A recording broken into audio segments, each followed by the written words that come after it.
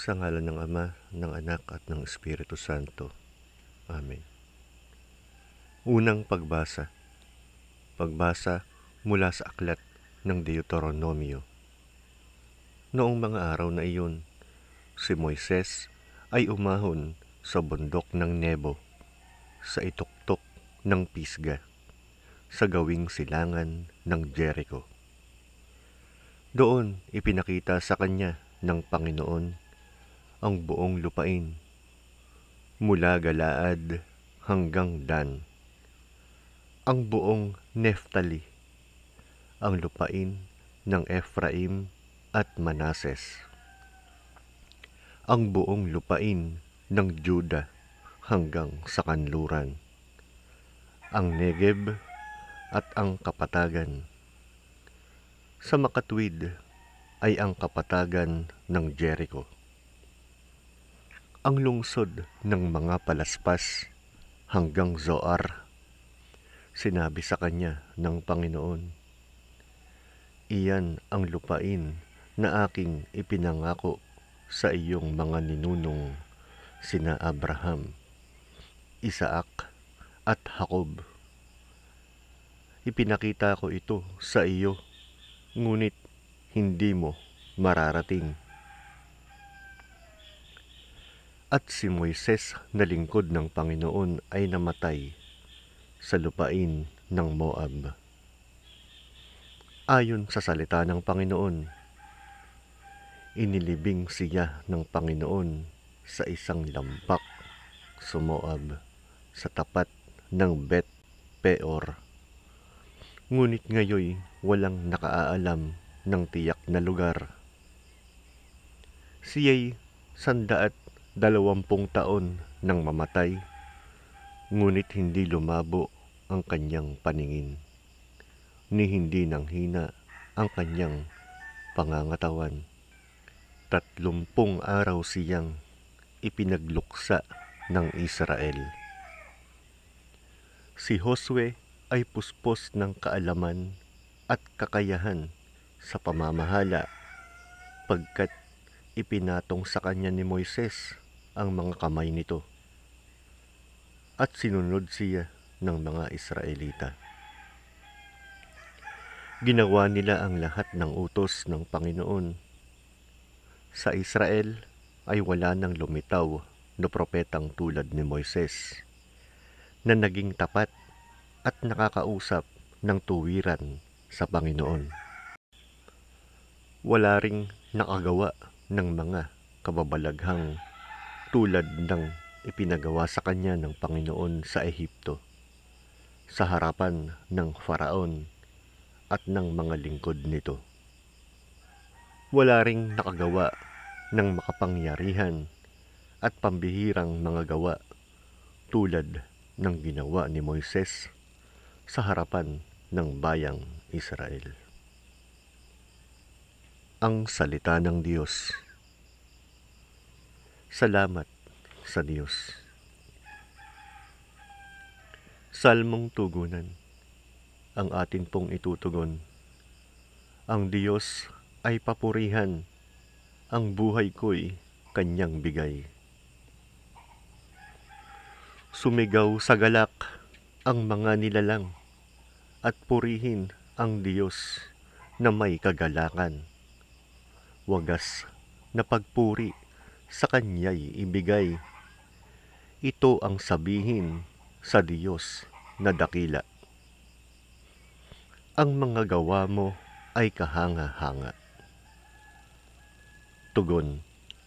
Ang Diyos ay papurihan, ang buhay ko'y kanyang bigay. Ang ginawa ng Diyos, lapit at pagmasdan, ang kahanga-hangang ginawa sa tanan.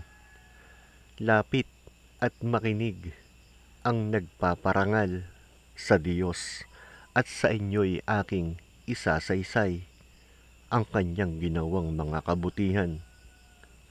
Nung ako'y balisa, ako ay dumaing sa Diyos na dapat purihin.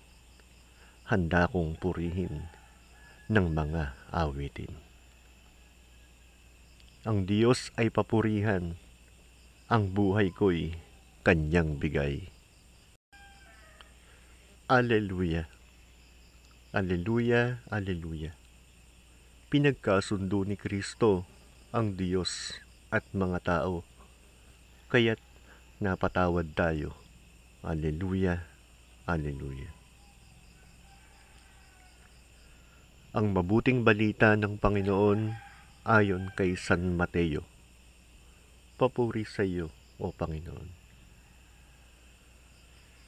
Noong panahong iyon, sinabi ni Jesus sa kanyang mga alagad, "Kung magkasala sa iyo ang kapatid mo, puntahan mo siya at kausapin ng sarilinan.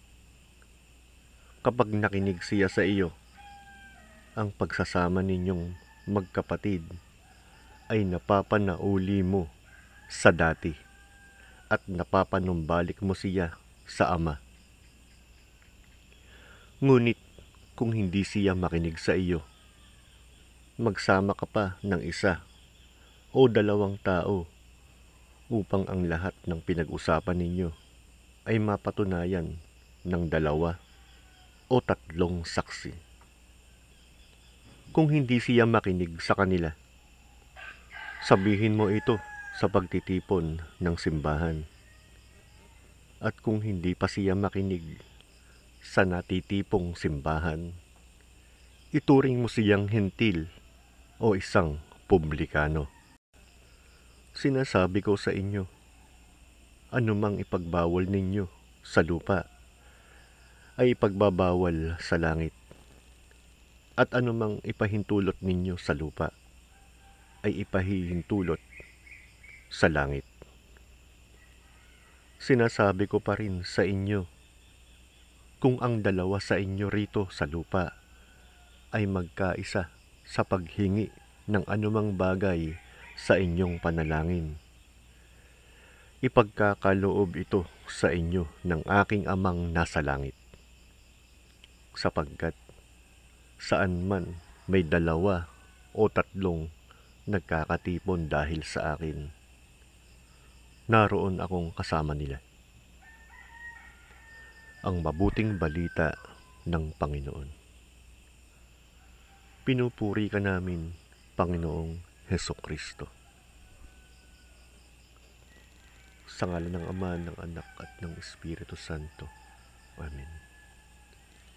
Ama namin, sumasalangit ka.